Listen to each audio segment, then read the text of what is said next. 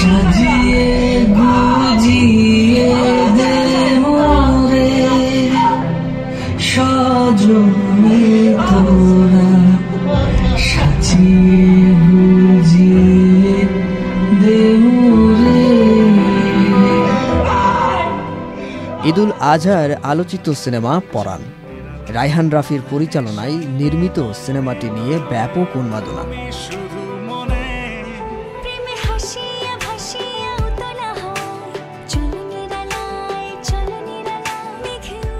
ঘটনার প্রেক্ষাপট 2019 সালের 26 জুন। বরগুনার সরকারি কলেজের সামনে স্বামী রিফাতকে সন্ত্রাসীদের ধারালো অস্ত্র দিয়ে হামলা থেকে বাঁচানোর আপ্রাণ চেষ্টা করেছিল স্ত্রী মিন্নি।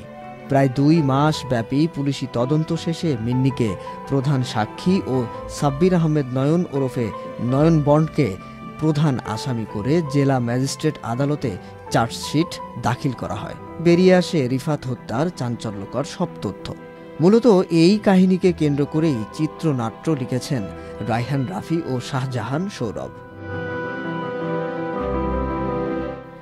সিনেমায় অভিনয় করেছেন বিদ্যা সিনহা মিম, ইয়াশ রোহান, শরীফুল রাজ, শিল্পী সরকার অপু, শহীদুজ্জামান সেলিম, রোজি সিদ্দিকী, লুৎফর রহমান জর্জ, রাশেদ মামুন অপু, মিলি বাশার প্রমুখ। 11 দিয়ে শুরু। বর্তমানে 55টি হলে চলছে পরাণ সিনেমা।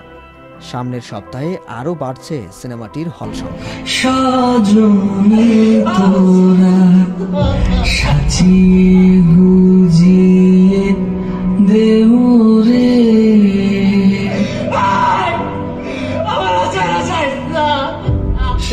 এবার 60টি হলে চলবে পরাণ সিনেমা, এমনটাই জানিয়েছেন সিনেমাটির পরিবেশক জাহিদ হাসান অভি। তিনি বলেন, 29 জুলাই শুক্রবার থেকে নতুন করে 17টি হল সহ মোট 60টি হলে চলবে পরাণ সিনেমা। লাইভ টেকনোলজিসের ব্যানারে নির্মিত হয়েছে সিনেমাটি। দেশের দর্শকের চাহিদা পূরণ করে দেশের বাইরে মুক্তি পাচ্ছে পরাণ, এমনটাই জানিয়েছে প্রযোজনা সংস্থা। সিনেমাটির প্রযোজক ইয়াসির আরাফাত জানান, Bharat, Australia, France, Malaysia, London, Oman, Dubai ও কানাডায় মুক্তি পাবে পরাণ। সেই প্রক্রিয়াই শুরু হয়েছে।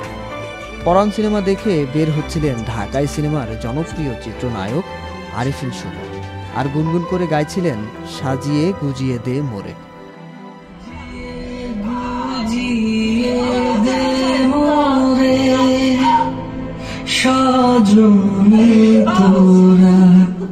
এই সিনেমা যারা দেখেছেন আর গুনগুন করে এই গানটি গাননি, এমন দর্শকের সংখ্যা হয়তো হাতে গোনা। আজকে বিয়ে। ভাই ছাড়েন, আপনি পায়ে ধরি। কি করছেন ভাই? সরেন না, সরেন। পুরো দেশবাসী জানে বাংলা চলচ্চিত্র ফিরে পাবে প্রাণ।